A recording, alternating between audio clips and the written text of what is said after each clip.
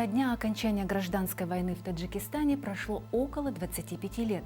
По официальным данным, за время войны погибли свыше 60 тысяч человек, около 25 тысяч женщин овдовели, а 55 тысяч детей потеряли родителей. Простые люди из-за противостояния и спада экономики страны быстро нищали, поэтому сотни тысяч семей были вынуждены покинуть свои дома и бежать от войны в соседние регионы. Свыше 260 тысяч таджиков стали беженцами. За эти годы люди потеряли близких людей, имущество, родину и детство. Наши сегодняшние герои тоже попали в эту ситуацию. Так, волею судеб, семья Хатамовых оказалась в Якутии.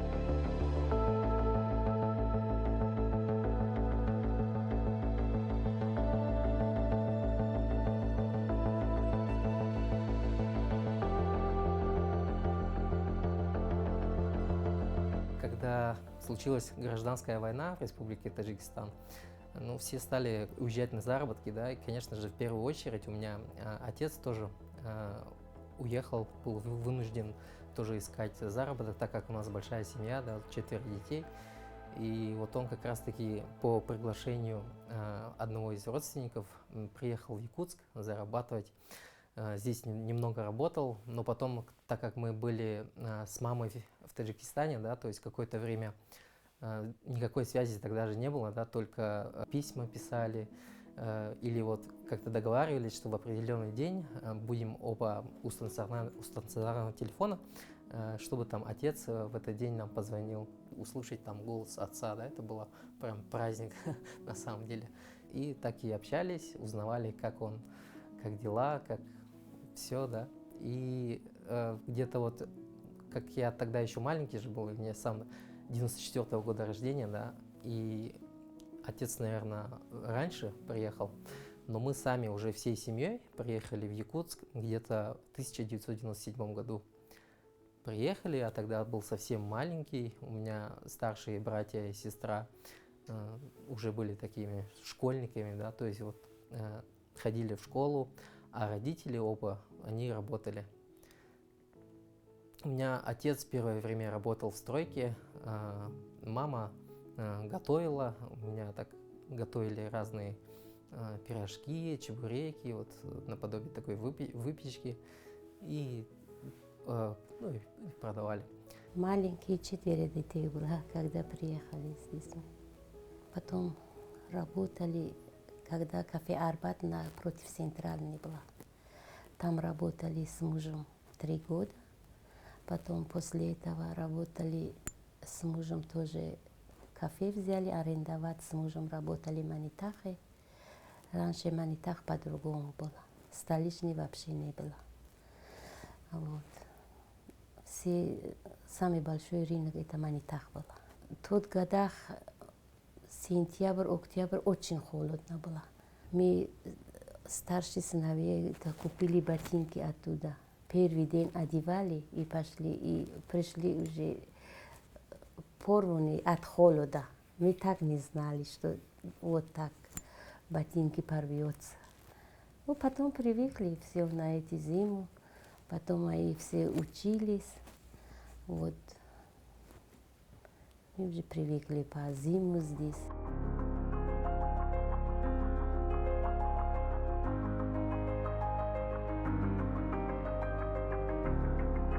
Помню, в Таджикистане, когда у нас там была зима, мы очень радовались, даже большое событие, потому что не так часто там выпадает снег. И вот когда он выпадает, конечно же, из него делаешь такие снежки, там делаешь снеговика, да, то есть, а первым делом, когда мы вот приехали в Якутию, здесь-то было снега вообще, хоть отбавляй, да, но тем не менее я там пытался из него что-то слепить, а он никак не хотел липнуть. Для меня вот это было очень странно, неожиданно, потому что в Таджикистане там из такого небольшого шарика ты мог там вот хоть огромную такую глыбу сделать. А здесь я смотрю, очень много снега, думаю, вот сейчас-то я уж точно наиграюсь, а пытаюсь из него слепить его, потому что снег, я потом-то только понял, что здесь-то снег сухой, а у нас, так как там климат влажный, ну, да, естественно, снежок получался. Сейчас я на свою родину иду, болею. Здесь мне очень хорошо, комфортно. Там пойду, только под кондиционером сижу. Не могу на улицу выйти. Зимой не было давно, но летом, когда иду, или это жара, не могу выйти. Вот если брать воспоминания, которые были в Таджикистане, я вот там помню такие самые ранние воспоминания. Это вот как мы жили в частном доме, жили такой, был земельный, ну, у него такой двор был свой, часто выходили гулять с друзьями, соседями, с ребятишками, там во дворе играли. Также вот есть воспоминания, связанные такие с природой немного, да, как будто вот где-то возле нас что-то такое, и фрукты росли, да, то есть вот как будто я там гулял. Вот.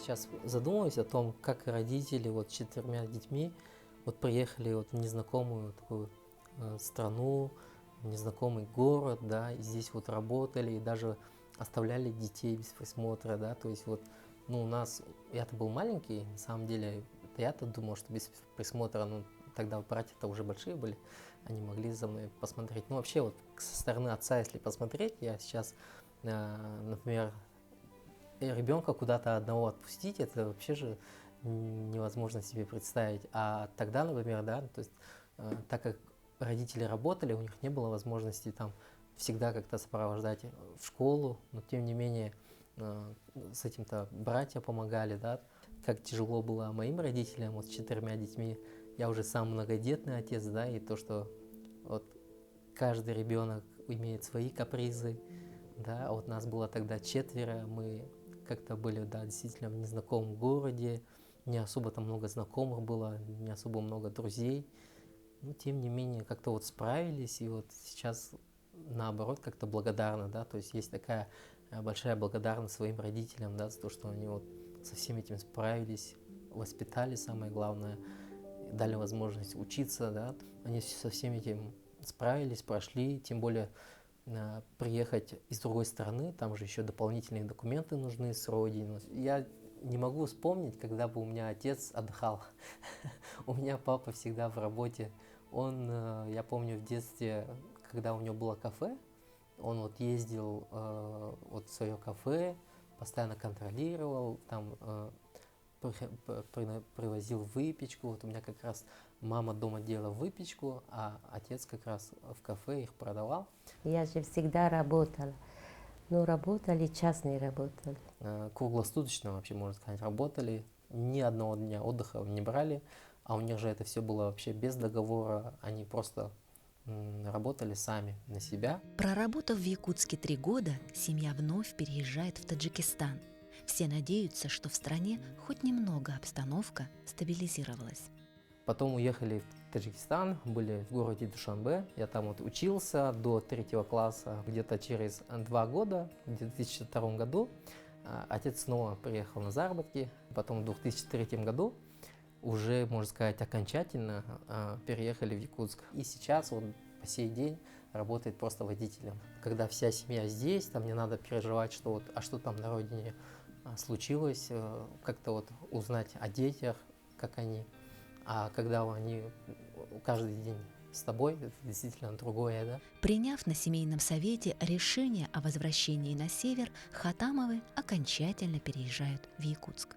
Здесь я учился в 4-й школе, да, до 9 класса. Дальше учился в 10-й школе. После школы я поступил в Якутский колледж связи и энергетики имени Петра Ивановича Дудкина. После выпуска в 2015 году я устроился на работу. Я работаю главным специалистом отдела производственного программирования, управления программирования и информационного учета, филиала Коммунтипластбыт, ГУП ЖКХ Якутии.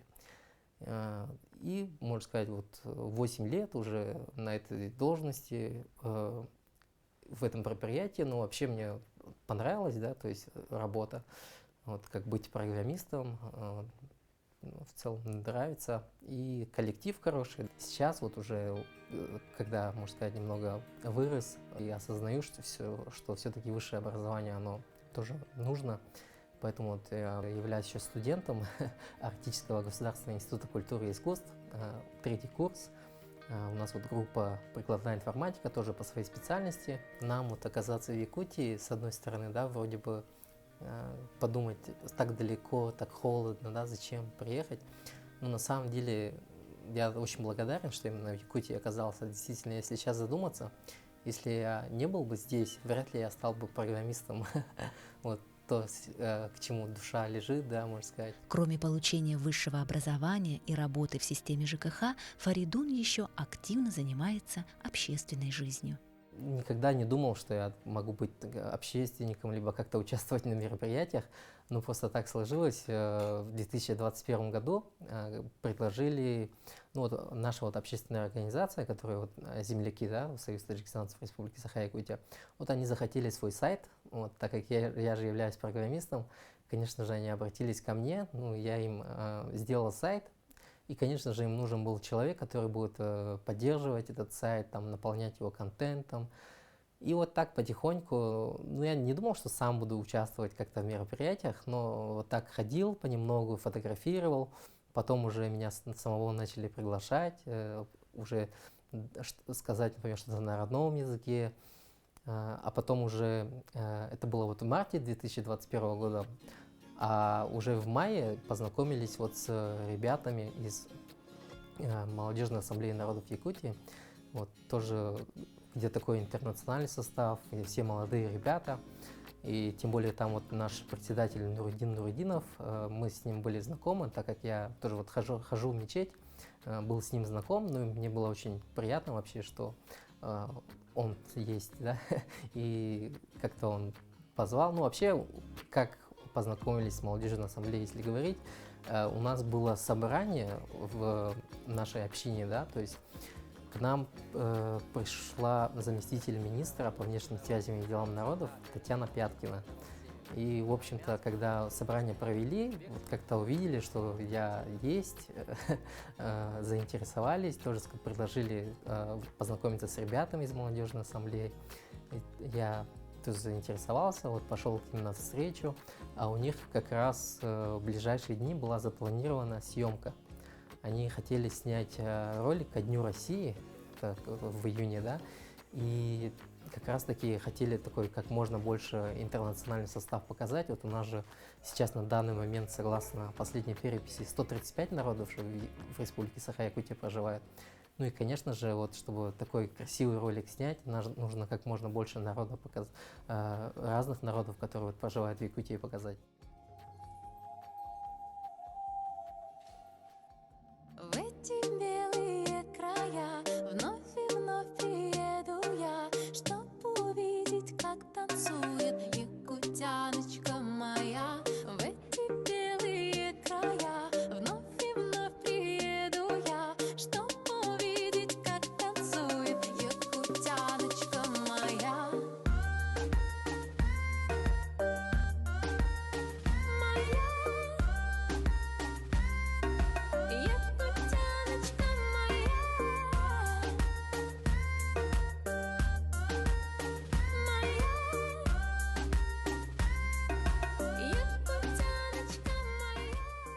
Вот тоже никогда не думал, что как-то смогу сняться в ролике.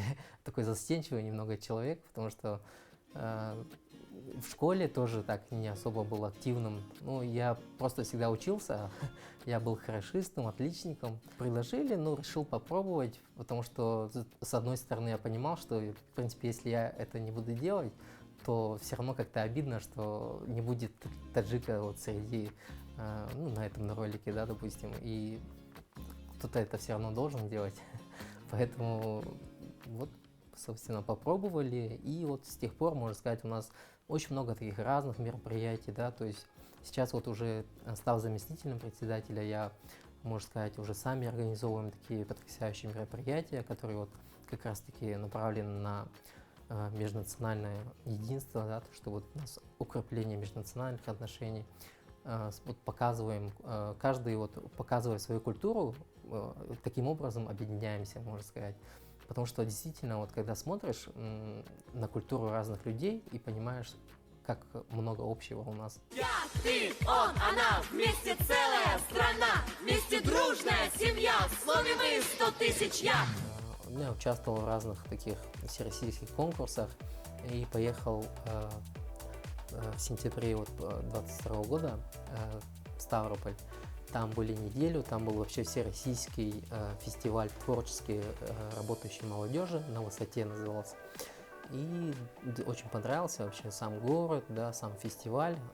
Я там участвовал в рамках проекта «Топ-блок». Вот у нас же как раз-таки у общественной организации Молодежной ассамблеи народов Республики Саха-Якутия есть своя страница ВКонтакте. Я ее активно развиваю и вот участвовал с этой страницей в проекте «Топ-блок». И пригласили вот поучаствовать как раз-таки в Ставрополе на таком деловом форуме. Было очень интересно, там вот очень много нового узнал, с многими людьми познакомился.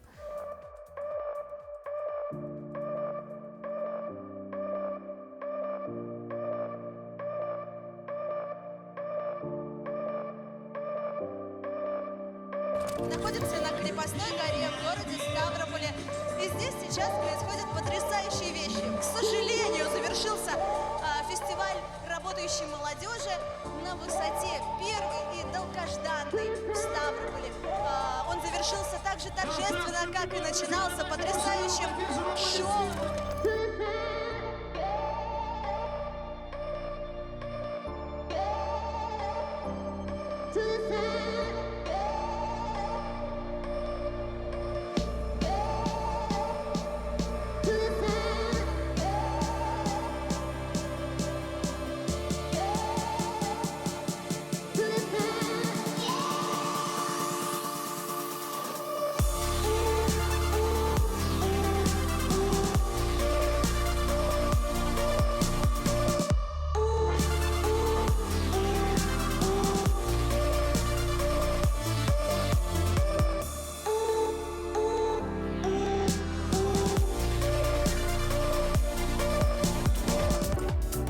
Потом вот еще такой интересная возможность тоже появилась в октябре прошлого года, 22 года.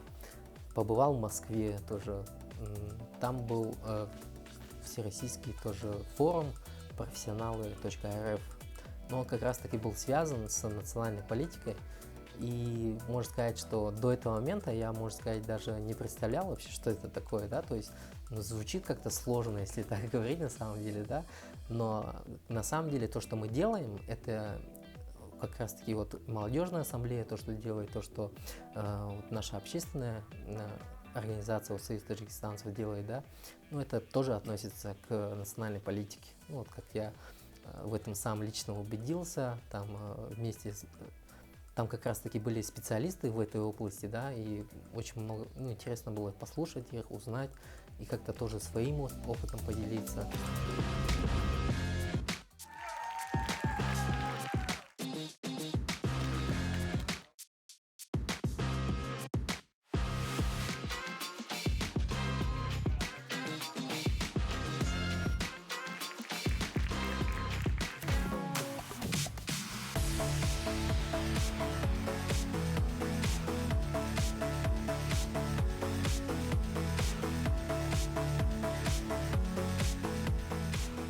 Когда началась у меня общественная деятельность, да, у меня я понимаю, что вот якутский язык, он тоже хочется его лучше узнать. Мы даже вот вместе с молодежной ассамблеей, у нас есть такой проект, мы читаем стихи Алексея Елисеевича Кулаковского на своих родных языках. И вот много читая стихотворения, вот я на таджикском, например, читаю, да, но также вот слушаю, как ребята читают и на русском, на якутском, на киргизском, на узбекском. Очень интересно, слышишь разные языки, а это все одно произведение Алексея Елисеевича Кулаковского. То есть таким образом мы и продвигаем, да, то есть основоположника якутской литературы. И также вот имя Кулаковского же носит Дом дружбы народов, поэтому действительно вот такой символизм очень большой.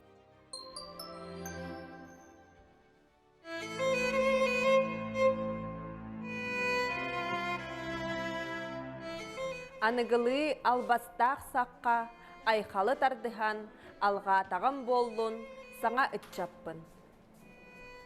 En ce siècle de changement, je peux prédire gloire et bonheur. À toi, ma chère amie, à ton enfant, je veux vous chanter de tout cœur. 행복하시기 바랍니다. 높은 목적을 봅니다. По бехтарин хой мардуми рус, баро барбош боқовати дуст. Սախաթալույթն կտա սանդայդհար ատասբո Ովքեր որ բարձր կրթություն ունեն, զարգանալու հակում ունեն. Хамгийн шилдэг гайхалтай ухаалаг хүмүүстэй нэгэн игнэнд зоос. Агарли qaril yoldabuгуни изанах шүли птурулун чамун. Арбын көвей чононга ар берге мунгак хүнде ажык быжык чөлеңгиш бол. Еулугы амоға, ираляль чайлыға, вейлоде чоңудек өгок.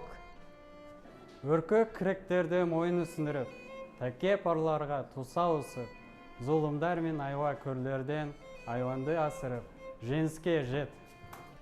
Жақшылық қылсаң бірігі, бір жамандық ойланады. Жамандық қылсаң бірігі, тағдырым дептін болады. Имя Твое славное в грядущие годы, по всей Сибири обширной, по дальней ее дали, среди потомков наших, пусть в легендах звучит, в рассказах живет. Гуд айгар бәс, аңнанылдыли әтән хиврә. Мон мирал чәлі юр, дулбанян олтан härдәлин, жон тұрылдыли, ұқчанжыр. Үгіс еріләқ күннен, ұғын ұройда қовақтон, салпат саргывах састан. На самом деле таджикский язык не похож на якутский, он же не относится к тюркскому. Таджикистан, да, это единственное государство в Центральной Азии, у кого персоязычные. Поэтому вот у нас язык не сходится, ну, не похож. Но тем не менее, вот я здесь учился в школе, и нам преподавали якутский язык, поэтому я умею читать на якутском. Ну, вообще, в последнее время у меня тянет изучать якутский язык.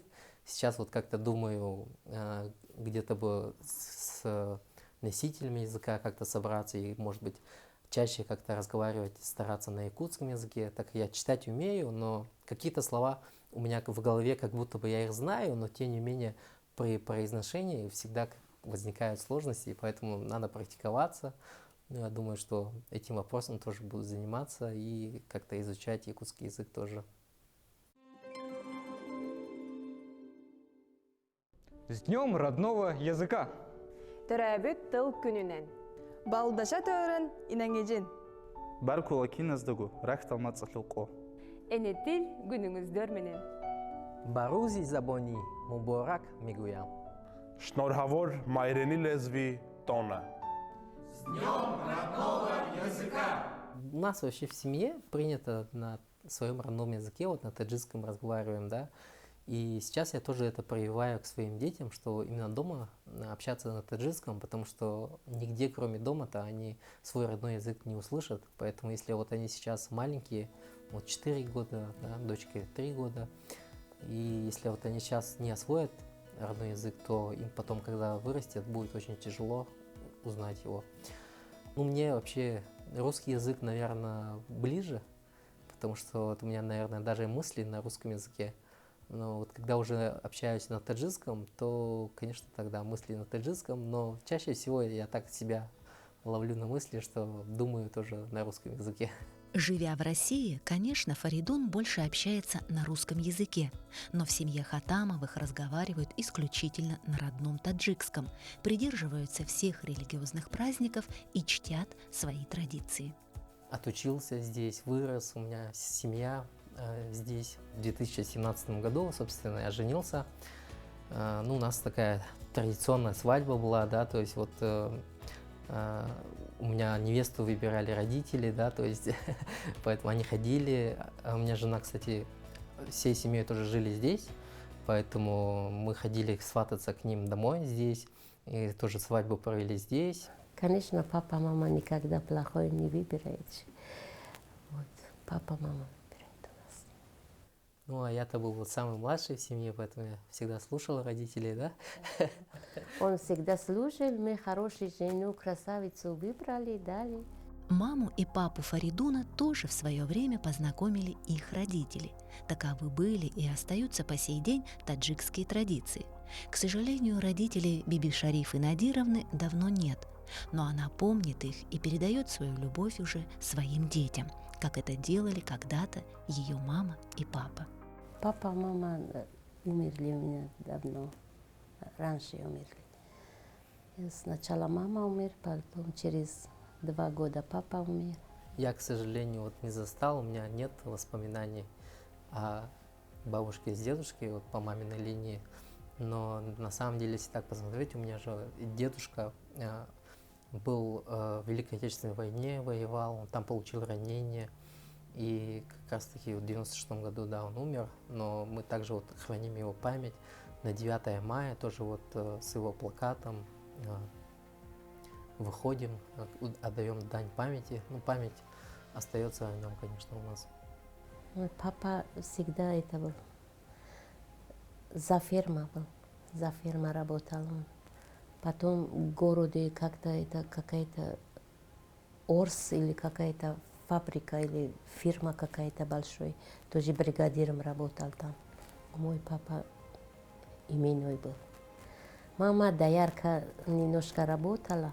Стою всегда, мама свежее молоко была, горячее молоко с утра, горячая лепешка. Она всегда сама сделала. Как мы просыпаемся, всегда или какой-нибудь гость будет, всегда горячая лепешка. Большой корова была, даже день 3 раза доила мама. Очень молоко много было у него. Вот. Всегда все свежие, все настоящие были. Всегда загадки, сказки, да, говорили. Папа сказала, мама сказала.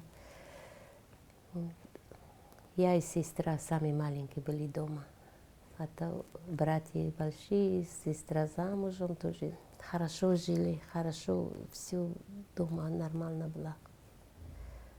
С мамой, да, хорошо было с мамой. Мне это замуж дали далеко, чуть-чуть от мамы далеко. Потом мама всегда плакала, когда придешь, когда, ну сейчас столько мы далеко, от всего далеко. А на тот годах от района на другой район тоже далеко. Оказывается, была мама всегда переживала, что ты далеко, ты одна там, это, вот так. Мама моя очень хорошая была, гостеприимная была. Восток всегда славился своим гостеприимством. Если таджик приглашает вас на чашечку чая, знайте, он имеет в виду плотный обед. Вот это называется кульча по-нашему. Наши гостей без лепешки, без хлеба, стол наши нечем гостей принимать. У нас самый первый очередь это хлеб. Вот мы, когда лето жара, у родственника есть тандыр, туда едим, готовим лепешки, большие, маленькие, как хотим. И по-своему еще делаем шакароп, куртоп, там еще другие лепешки можно сделать. Вот еще есть большая лепешка. Вот Фаридун может открыть. И да, это называется гирдача. Но это тесто просто мука, соль и вода. А здесь мука, молоко, соль, и дрожжь, и вот эти. Ну, именно, да, она запекается в тандыре, В тандыре на открытом огне. запекается. Это все на тандыре свежий, совсем свежий. Это национальный наш озук называется. Но это мы по празднику делаем. Ну, он очень вкусный. Где далеко, если отправим, если куда-то идем далеко, тоже сделаем, с собой забираем. Это как бы долго, как сухарик, долго хранение. Очень вкусно тоже. Да, вот он, получается, готовится тоже из слоеного теста, поэтому они такие очень сытые, вкусные, такие небольшие, но тем не менее получаются очень вкусные. И чаще всего вот у нас на праздничном столе обязательно будет присутствовать тоже вот такая национальная выпечка озук. Если говорить про праздничный стол таджиков, да, у нас, конечно, есть тоже своя выпечка. Вот, например, всем известная самса. У нас, например, таджики говорят самбуса. И, конечно же, вот у нас самое такое главное блюдо, это вот наш таджикский плов.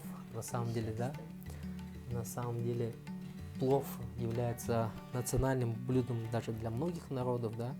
У нас это один из национальных блюд. Ну, это просто самый гостеприимный, самое такое гостеприимное блюдо, которое очень удобно и легко готовить на открытом огне. У нас вот это, если большие праздники, такие свадьбы, да, то готовится на таких больших казанах, на улице, на открытом огне. И угощаются вообще все соседи, все родственники, друзья. И, ну и плов — это такое блюдо, которое тоже объединяет для почетных гостей, подается вот в таком виде.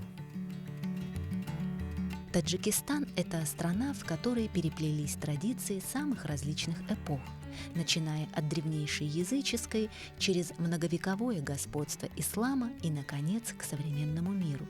Естественно, что культурные маркеры сохранили на себе влияние каждого из этих периодов. В числе прочего, это можно проследить и по именам. Фаридун это означает жемчуг по-арабски. Жемчуг называется. Ну, такое имена мода была в тот годах. Если говорить по именам, да, у старшего брата зовут Исраил, у него это имя, можно сказать, тоже мусульманское.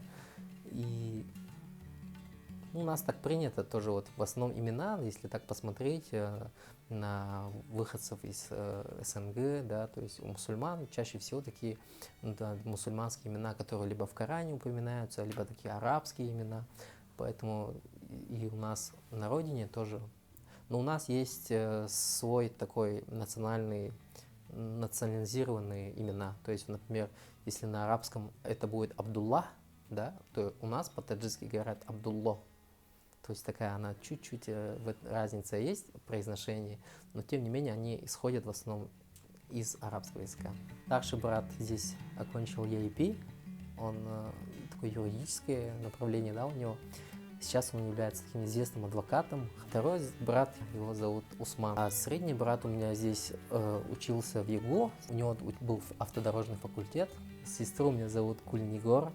Вот, кстати, означает, вот гул – это цветок, переводится. Нигор – это вид, наверное, цветка такого, да, Гульнигор.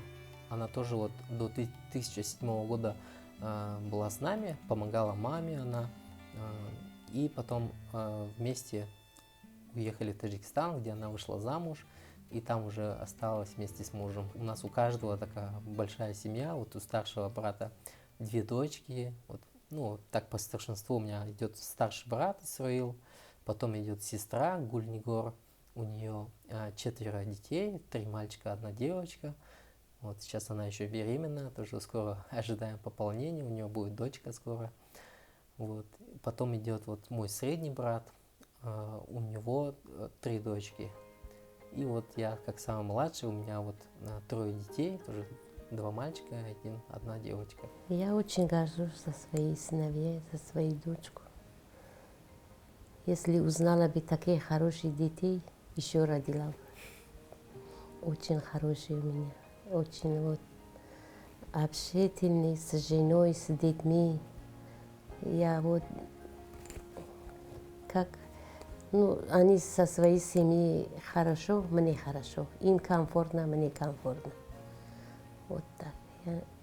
Уже я как бы свободен от них. Я гости на их дом. Туда-сюда, туда-сюда, куда хочу иду. Вот так. Я тоже благодарна Богу, что такие хорошие дети у меня вот получились. А то, если они видят на улице, что делать, я откуда знаю. Самое главное, что они сами задумали. Так, и они с детства слушают. Я что говорю, это они вот слушали. Слушали они. То, что мы готовили, они кушали. То, что я сделала, я что сказала, они сделали так. Никуда не... Они, мои 3 сыновья, никуда не ходили с друзьями, кафе. В такой семье, когда ты растешь, ты не задумываешься о том, чтобы там куда-то в дискотеку там пойти. Я вот, например, за всю жизнь не пил и как-то вот горжусь этим, да, то есть сейчас вроде бы там до сих пор удивляются. Я-то думал, ну что в этом такого, да, то есть для нас это как бы естественно, но тем не менее там коллеги говорят, типа, ну пива даже нет, что ли, я говорю, нет, даже пива нет, конечно, это же алкоголь, вообще нам нельзя. Видите, зависит от самого человека, то есть, конечно, есть те, кто и не соблюдает, но это же выбор каждого человека. Вообще, если вот так задуматься, да, вот как нас всех вот в семье воспитали родители, да, вот чтобы я бы такое, наверное, сказал бы одним словом, это, наверное, уважение. И вообще вот я в последнее время задумываюсь, вот у нас же очень много и межнационального вопроса, да, такие бывают. И действительно, если вот задуматься, чего вот не хватает, вот действительно уважения, вот на самом деле, вот я считаю, что вот если относиться уважительно к другим, то и они будут уважительно относиться и к тебе.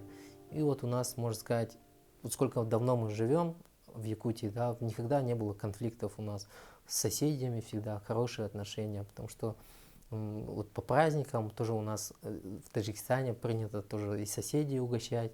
Когда мы приехали сюда, мы тоже как-то хотелось тоже и соседей угостить, когда у нас были праздники. И вот как-то так-то добрососедские отношения. И с друзьями такие же. Одна из причин, почему я тоже начал заниматься вот общественной деятельностью, то, что хочется вот как-то показать, что действительно все люди разные, но тем не менее у нас у всех одна цель, как-то вот, что дружить легко, несмотря вообще на то, что какого бы народа ты ни был, вот если ты придерживаешься уважения, то и, соответственно, и к тебе будет такое же уважение. Вот такая мысль, мне кажется. Все люди разные. В силу воспитания, образования, религии и образа жизни человек имеет другие взгляды и понятия. Но к какой бы культуре он ни относился, образ матери всегда един. Вообще, если говорить про образ матери с религиозной точки зрения, да, у нас это очень почетная и многоуважаемая роль. Даже вот если вспомнить слова, которые говорил пророк Мухаммад, да благословит его Аллах и приветствует, да, его как-то спросили, да, а кого вот стоит вот любить или уважать, его как-то вот сподвижник спросил, и он ответил маму. А потом его снова спросили, а потом кого? А потом он ответил, что маму. В 3-й раз спросили, а кого еще нужно любить? Он сказал, что маму. Потом его снова спросили, а кого еще? А потом отца. Видите, вот у нас действительно роль матери. Этим говорится о том, что это очень многоуважаемая. Ну и действительно, то, что в каждой семье мама это всегда самая любимая, самая добрая. Она всегда о тебе заботится. Действительно, все, что ты у нее просишь, она старается сделать тебе это в лучшем виде. Конечно, это и уважается и во всех религиях, уважается в каждом народе. И я думаю, что это действительно то немногое, что объединяет каждого человека.